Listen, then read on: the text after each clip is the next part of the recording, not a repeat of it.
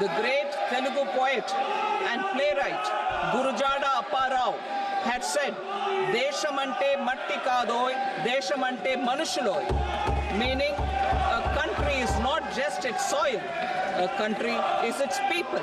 నిర్మలా సీతారామన్ నిన్న మాట్లాడినప్పుడు వారిని అభినందిస్తున్న తెలుగు కొటేషన్తో స్టార్ట్ చేశారు.